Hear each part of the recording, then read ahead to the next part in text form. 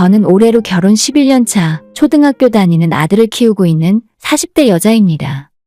결혼하고 지금까지 많은 일들이 있었고 여러 번의 힘든 시간도 있었지만 그래도 가족끼리 서로 의지하며 잘 견디고 살았던 것 같아요. 저희 친정도 가진 거 별로 없고 시댁도 비슷한 상황에서 우리 두 사람은 그야말로 맨손으로 결혼 생활을 시작했습니다. 11년 전 저희 결혼할 당시에 남편이랑 제가 모은 돈을 합쳤더니 겨우겨우 5천만 원 정도였는데 그때는 은행에서 대출받을 상황도 아니라 보증금 3천에 월세 45만 원짜리 빌라에서 결혼 생활을 시작했어요. 여유가 없었던 만큼 남편이랑 더욱 허리띠 졸라매며 살았고 그 덕분에 지금은 부부 명의로 된 아파트도 한 채 있을 정도로 남부럽지 않게 지내고 있어요. 몇 년 전까지만 해도 제대로 쉬어본 기억이 없을 정도인데 우리 아들 태어났을 때도 출산 후 딱 3개월 쉬고 다시 회사에 복직해서 일을 했습니다. 저도 모성애가 강한 편이라 최소 아이가 돌 지날 때까지는 옆에 있어주고 싶었는데 지긋지긋하게 대를 이어가는 가난을 끊고 싶었기에 오히려 더 일을 악물고 출근해서 일을 할 수밖에 없었어요. 그 과정에서 저희 시어머니가 헌신적으로 도움을 주셨습니다. 남편이 집안의 막내였는데 위로 형과 누나가 하나씩 더 있었기 때문에 결혼할 때 말 그대로 시댁 도움을 아무것도 받지 못했습니다.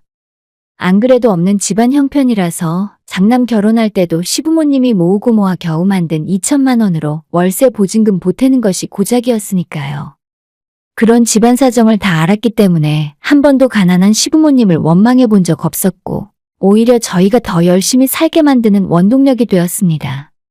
지난 11년 동안 맞벌이하며 적금 붓고 살다 보니 지금은 시댁 3남매들 중에 저희 집이 가장 멀쩡하게 잘 살고 있더라고요. 아주버님은 몇 년 전 멀쩡히 다니던 직장 때려치우고 장사를 해야겠다며 전 재산 투자해 고깃집을 차렸다가 전부 말아먹고 이혼당해서 현재는 혼자 살고 있어요. 집안 장남으로서 잘 풀리지 않았다는 부담감 때문인지 명절에도 얼굴 한번 보기 힘들 정도로 다른 식구들을 피해 다닙니다. 남편한테 들은 이야기로는 지방 작은 도시에서 혼자 원룸에 살며 공장이나 공사 현장 같은 일을 하며 근근히 먹고 산다고 들었어요. 시부모님이 아주버님 걱정을 엄청 많이 하셨고 잘 안 되더라도 좋으니 같이 살자고 하셨지만 차마 부모님 댁에 얹혀 살진 못하고 혼자 그러고 지낸다 하더라고요. 그리고 집안의 둘째인 신우는 결혼 전에는 대학병원 간호사를 하며 나름대로 잘 풀리는 듯 하였지만 결혼하고 나서 인생이 조금 꼬이기 시작했어요. 어디라고 차마 말은 못하겠는데 결혼하고 나니까 심해부가 이상한 사이비 종교에 빠져 있다는 사실을 알게 되었고 신우는 물론이고 그때 온 집안이 풍비박산 날 뻔했습니다. 지금은 다행스럽게도 저희 신우가 그 사람과의 관계를 모두 정리하고 4년 전에 재혼하여 늦둥이 낳고 잘 살고 있어요. 뒤늦게 신우가 행복을 찾았지만 여자로서 한참 좋을 나이인 20대 후반부터 30대 중반까지의 인생이 너무 힘들고 비참했었기 때문에 지금보다 조금 더 행복하게 살았으면 좋겠어요.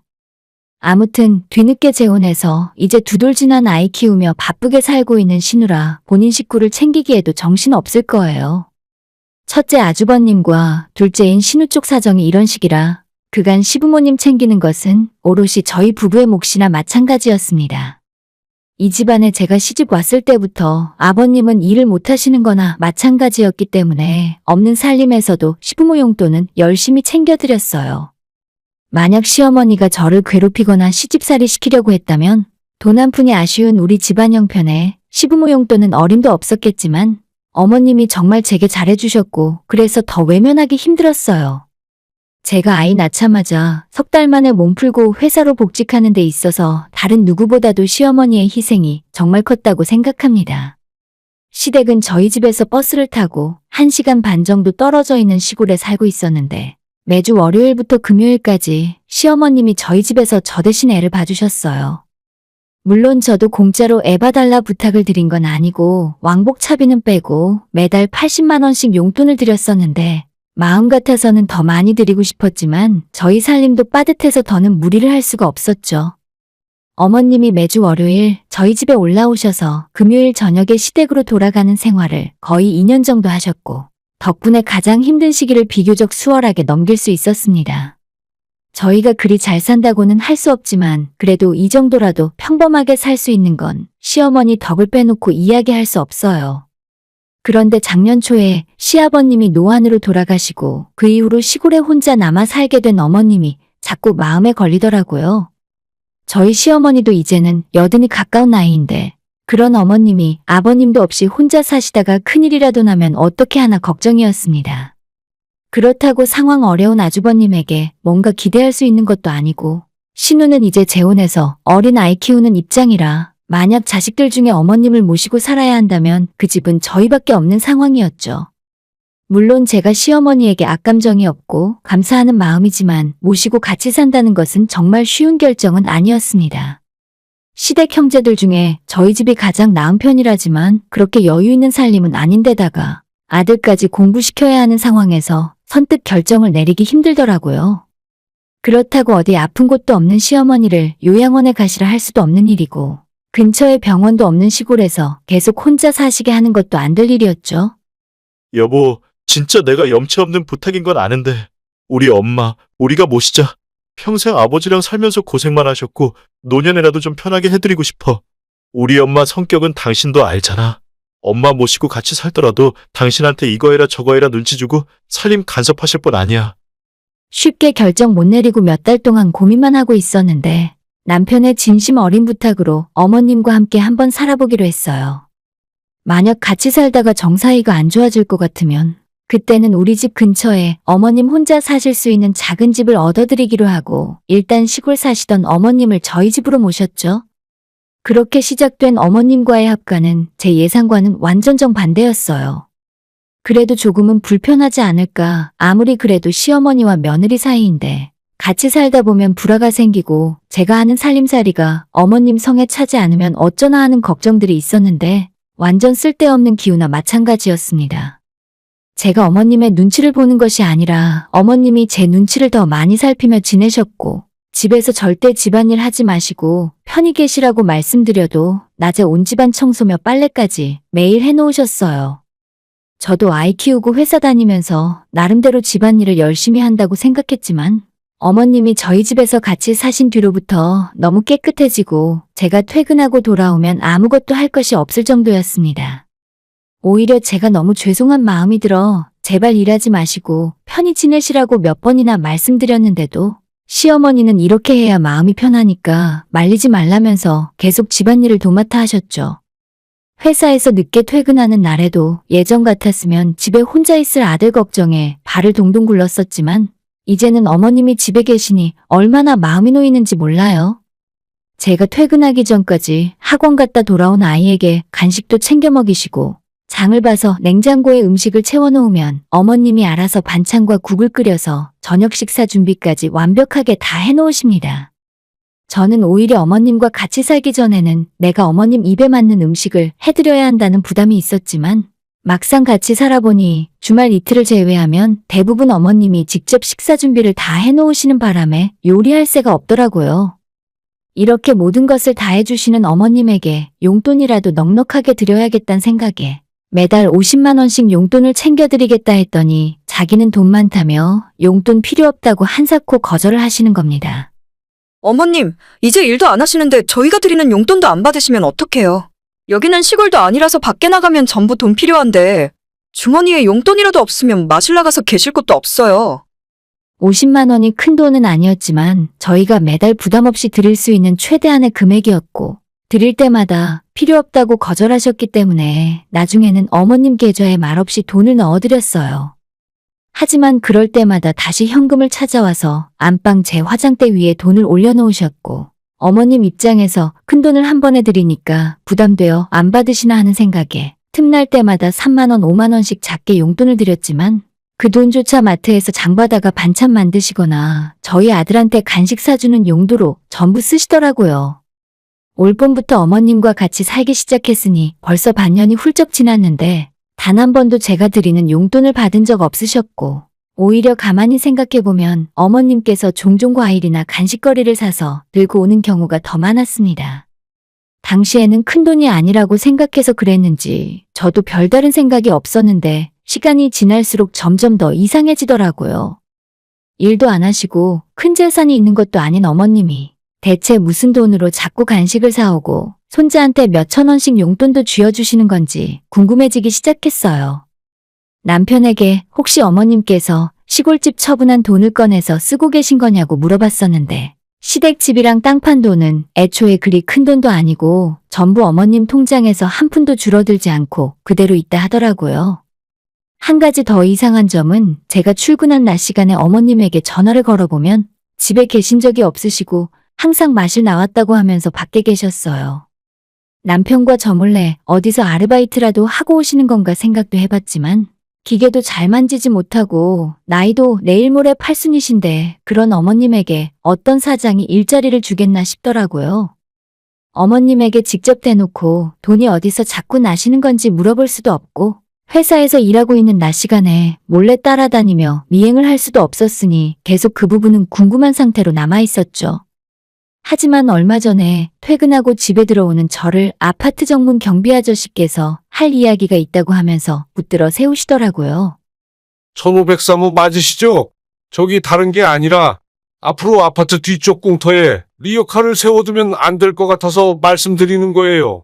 지금까지는 사정사정 하는 바람에 눈 감아주긴 했는데 다른 주민들 민원이 자꾸 들어와 나도 더 이상은 어쩔 수가 없어요. 이번 주말 전까지 리어카 다른 곳으로 치워줘요. 저는 제가 1503호에 사는 건 맞지만 리어카는 처음 듣는 이야기라 어리둥절했죠. 리어카요? 저희 집에 리어카 쓸 사람이 없는데 무슨 말씀을 하시는 건지 모르겠네요? 그러자 경비 아저씨 이야기는 저희 집에 사시는 어르신이 지난 7월부터 아파트 단지 안으로 리어카를 끌고 들어와서 인적 드문 공터에 몰래 세워두기 시작하셨답니다. 처음에는 경비 아저씨가 여기에 리어카 세워두면 안 된다고 치워야 한다 말씀드렸는데 하도 사정을 하는 바람에 지금까지 모르는 척 눈 감아주고 있었대요.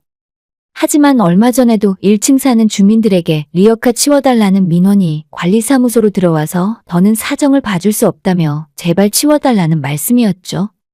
처음에는 긴가민가 했지만 리어카 어르신의 인상착의는 너무나도 제가 잘 아는 사람이었고 당연히 그분은 저희 집에 사시는 시어머니였습니다. 아니, 뭐 운동 삼아 동네에 폐지 주우러 다니신다는데 앞으로는 단지 안에 두지 말고 다른 곳에 보관하시라고 말씀 좀 꼭 전해줘요. 나도 이렇게 하고 싶진 않은데 그게 뭐라고 민원을 넣는 바람에 어쩔 수가 없어요. 저는 그 순간 머리를 망치로 한 대 맞은 것 같은 기분이 들더라고요. 지난 여름에 어머님이 사오셨다며 아무 생각 없이 맛있게 먹었던 수박과 참외들이 그리고 어머님이 장봐온 재료들로 만들어주신 반찬들이 전부 어머님께서 낮 시간에 동네를 돌아다니며 모은 폐지를 팔아 번 돈이라는 걸 알게 된 순간이었죠. 정말 인터넷에만 있는 이야기인 줄 알았는데 자식 몰래 폐지 팔아서 돈을 버는 어르신이 바로 저희 집에 같이 살고 있는 시어머니인 줄은 꿈에도 몰랐어요.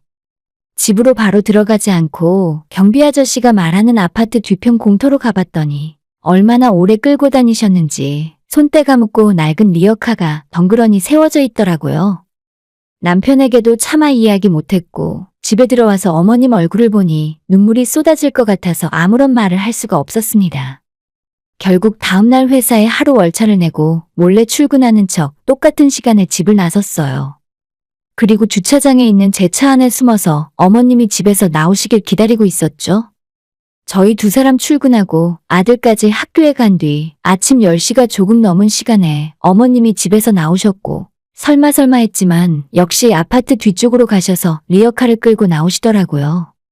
더는 보고 있을 수가 없어서 창문을 열고 어머님에게 달려갔고 출근했어야 할 제가 갑자기 나타나서 리어카 손잡이를 붙잡으니 어머님은 깜짝 놀라셨어요. 너가 이 시간에 여기엔 웬일이야? 회사에 출근 안 했어? 저는 그 말에 대답도 못하고 어머님 붙들고 펑펑 울었습니다. 그리고 시간이 좀 흘러서 어느 정도 진정이 된 후에 이제 날씨도 추워지는데 제발 폐지 줍는 일은 하지 마시라고 어머님 붙들고 통사정을 했어요. 용돈이라면 저희가 드릴게요. 모시고 산다 해놓고 어머님 고생만 시키면 너무 죄송하잖아요. 어머님은 제 말에 당황하시면서 그냥 집에만 있으면 답답하니까 동네 산책할 겸 버리는 박스 주워서 소소하게 용돈 벌이 정도 하는 거라고 하셨지만 폐지 그거 하루 종일 주워서 돈을 얼마나 버시겠어요? 폐지값은 제가 잘 모르지만 10,000원 벌려고 하면 추운 날 더운 날의 길에서 하루 종일 고생하실 텐데 아무 생각 없이 어머님이 사온 음식들을 넙죽넙죽 받아 먹었던 제가 너무 한심하고 미련하더라고요. 그날은 리역하고 뭐고 어머님 모시고 나가서 같이 맛있는 점심도 먹고 시내의 옷가게에서 겨울 잠바와 편하게 입으실 옷도 몇 벌 더 사드렸어요. 필요 없다고 안 사겠다고 하시는 걸 끝까지 계산해서 어머님께 안겨드렸고 저희 옛날이랑은 다르게 어머님에게 이 정도는 해드릴 능력 되니까 편히 받으시라 말씀드렸어요.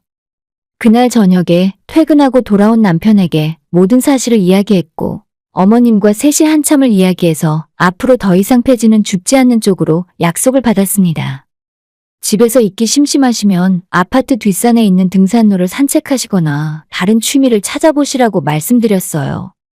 그리고 저희가 매달 용돈을 50만 원씩 드리기로 했고 절대 어머님이 무슨 일을 하던 돈 벌 생각은 하지 말라고 몇 번이나 당부했습니다. 어머님 입장에서는 저희 부담 덜어주려 하신 일이지만 오히려 그게 훨씬 큰 마음의 빚이고 모르면 몰랐지 알게 된 이상 절대 모른 척 할 수 없었죠. 다음날 남편이 어머님 모시고 동네 고물상 찾아가서 손때 묻은 리어카를 헐값에 팔아버린 뒤에 앞으로 혹시라도 저희 어머님이 폐지 팔기 위해 찾아오시면 절대 받아주지 말라고 신신당부를 했습니다. 그 이후로 지금은 어머님이 다른 취미를 찾으신 것 같아요. 아파트에 연세 비슷한 다른 어르신들과 집 앞 공원에 모여 운동도 하시고 저희가 드리는 용돈으로 종종 맛있는 것도 사드시고 오시더라고요.